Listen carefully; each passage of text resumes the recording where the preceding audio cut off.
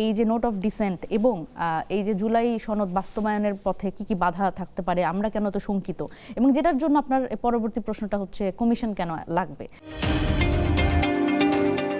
জুলাই সনদ গণভোট করে বাস্তবায়ন তো হবে এবং বাস্তবায়নের দায়িত্ব তো সংসদকেই দিয়েছে, কিন্তু এটার জন্য আপনারা বলেছেন আবার একটা কমিশন করবেন। তো জুলাই সনদ তৈরি করার জন্য একটা কমিশন হয়েছিল, বাস্তবায়নের জন্য আরেকটা কমিশন হবে। কমিশন শুনলেই কেমন জানি মনে হয় যে বিদেশ থেকে এলো উড়ে। আমার তো আবার সংসদ সদস্য শুনলেও দ্বৈত নাগরিকত্বের কথা মনে হয়, ঋণ খেলাপির কথা মনে হয়, এই জন্যই আর কি।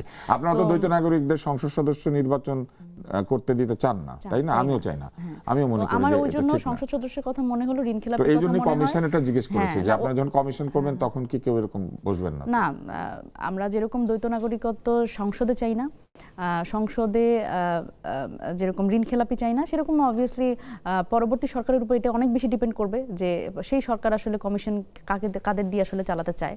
তো নির্বাচিত সরকারের হাতে আসলে এই ক্ষমতাটা অনেক বেশি থাকবে।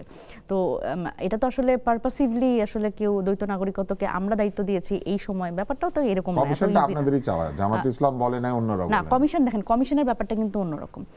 কমিশন কেন, এই যে দেখেন বারবার করে একটা ইন্ডিপেন্ডেন্ট বডির উপরে আমাদের নির্ভর করতে হচ্ছে, এটা আমি বলবো যে আমাদের এই গত 17 বছরের এক্সপিরিয়েন্স বলবো, এবং আমি যদি বলি তারও আগে 3 জোটের রূপরেখা যেভাবে করে ফেল করেছে, এই ট্রমাটা আমাদের মধ্যে আছে অনেস্টলি।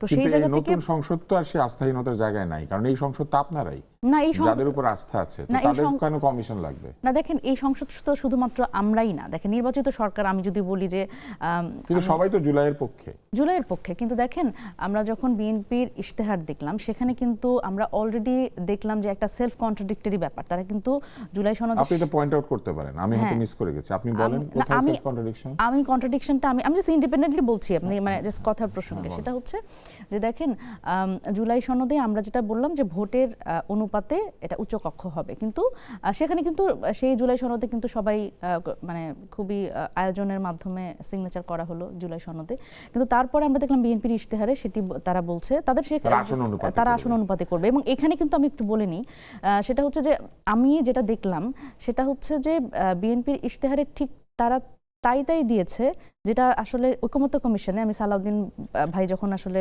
কথা বলছিলেন, বিএনপির পক্ষ থেকে রিপ্রেজেন্ট করছিলেন, সেখানে তাদের যে ব্যাপারটাতে নোট অফ ডিসেন্ট ছিল, সুতরাং সেটা তাদের মতো করে কিন্তু এখানে তাহলে যেভাবে করে আমরা আপনার সাথে আরো একটি শোতে আমরা এই আলোচনাটি করেছি যে এই যে নোট অফ ডিসেন্ট এবং এই যে জুলাই সনদ বাস্তবায়নের পথে কি কি বাধা থাকতে পারে, আমরা কেন তো শঙ্কিত, এবং যেটার জন্য আপনার পরবর্তী প্রশ্নটা হচ্ছে কমিশন কেন লাগবে।